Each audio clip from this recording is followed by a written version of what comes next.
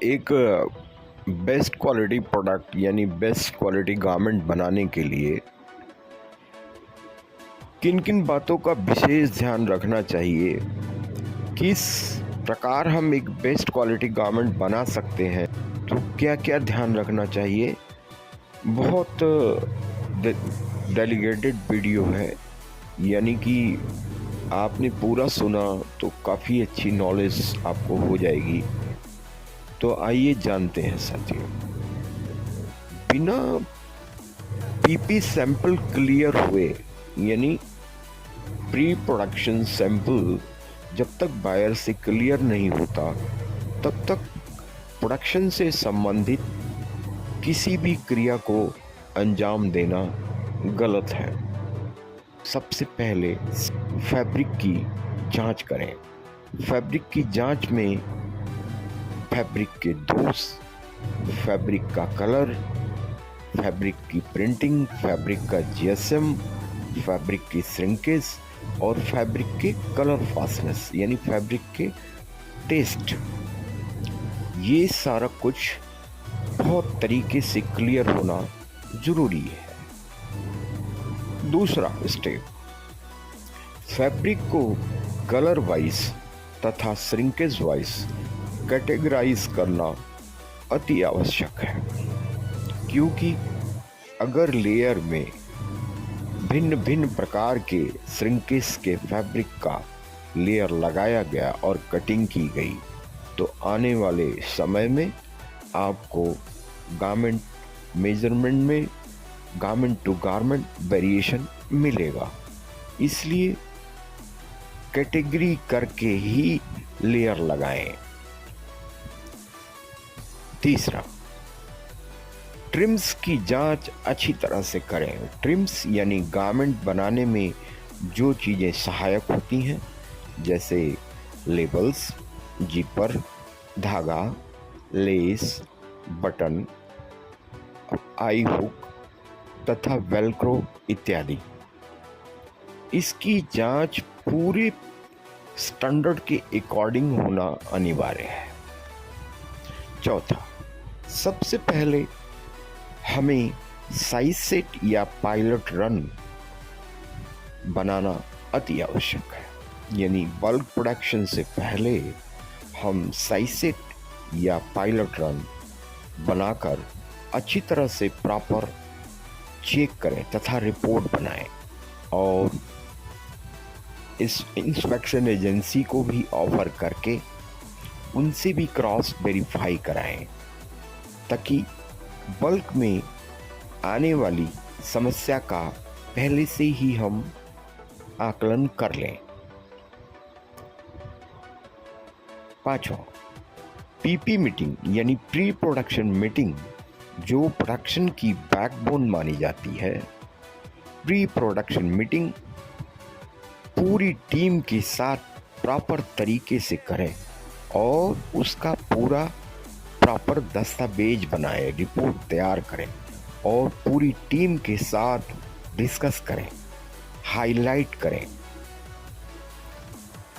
छठा, लेयर हमेशा lot wise और श्रिंकेज वाइज जैसा मैंने बताया था उसी प्रकार से लगाएं। लेयर ज़्यादा लूज और टाइट न लगाएं। कटिंग किए गए पैनल्स की जांच पैटर्न पर रख कर करें।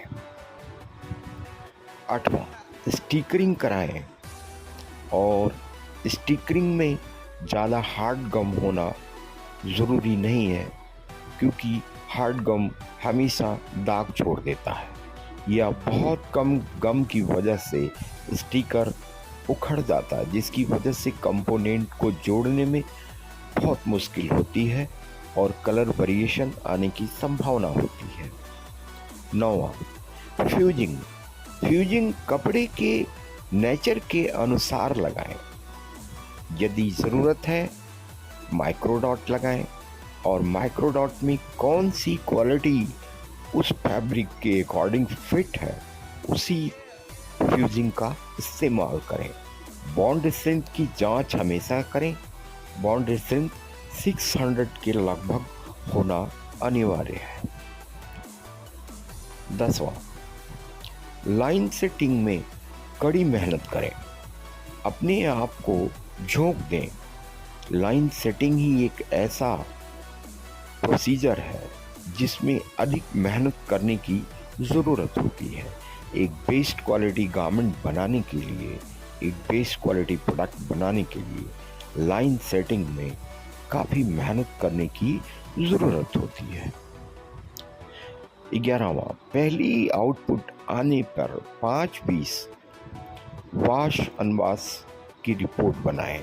क्या श्रिंकेज जा रही है, अपीयरेंस कैसा हो रहा है, गारमेंट की फिटिंग कैसी आ रही है, कलर कितना हटा या नहीं हटा, प्रिंट फैल गया या प्रिंटिंग में कोई दोष आ गया या ट्रिम्स में कोई दोष आ गया वॉशिंग के बाद। इसकी अच्छी तरह से जांच करें और मैनेजमेंट से शेयर करें। 12वां, वाटर सॉल्युबल थ्रेड का स्टिचिंग में कम से कम इस्तेमाल करें, क्योंकि साथियों वाटर सॉल्युबल थ्रेड की वजह से वॉशिंग कराना अति आवश्यक हो जाता है।